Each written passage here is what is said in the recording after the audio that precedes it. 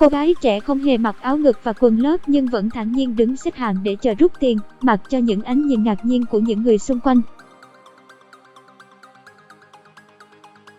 Không phải bất cứ cô gái nào khi ra đường cũng ăn mặc chỉnh chu, trang điểm xinh đẹp. Cô gái người Anh dưới đây là một bằng chứng.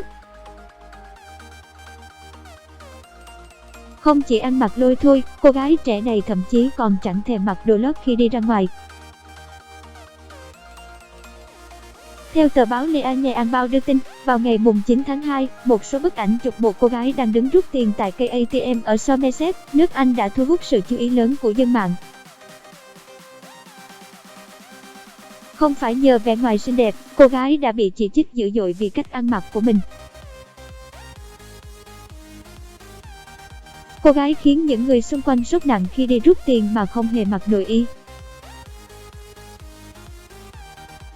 Theo những bức ảnh lan truyền trên mạng xã hội, cô gái này đang đứng xếp hàng tại một cây ATM để chờ rút tiền. Tuy nhiên, trên người cô chỉ mặc đúng một chiếc áo tanh tóc màu hồng mỏng tang, trễ cổ và dài khóa vòng ba một chút, bên trong không hề mặc áo ngực hay quần lót. Ngoài ra, chiếc áo bên ngoài cũng chẳng kín đáo gì cho cam, thậm chí còn để lộ gần như hoàn toàn vòng một và lưng. Dường như chỉ cần một cơn gió nhẹ thổi qua là cô sẽ bị lộ những bộ phận nhạy cảm trước mặt mọi người.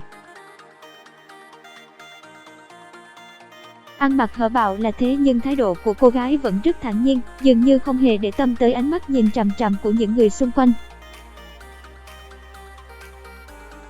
Một vài nhân chứng vì quá phẫn nộ nên đã rút điện thoại ra chụp lại hình ảnh này rồi đăng tải lên mạng xã hội.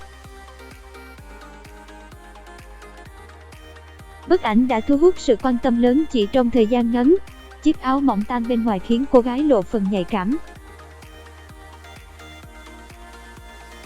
Hầu hết cư dân mạng đều không tán thành và chỉ trích cách ăn mặc hở hang, thiếu vải của cô gái trẻ. Nhiều người khác bày tỏ sự quan ngại về suy nghĩ và cách ăn vận khi ra đường của một bộ phận giới trẻ ngày nay. Chẳng hiểu cô ta nghĩ gì mà mặc như vậy khi đi ra đường, đây không phải là thời trang, đây chỉ là thứ bẩn thỉu. Khi bạn vội đi rút tiền nhưng trong tủ quần áo lại chẳng có một bộ đồ lót nào, muốn thể hiện sự sexy cũng không nên dùng cách này. Đây là sự phản cảm chứ không phải cá tính gì.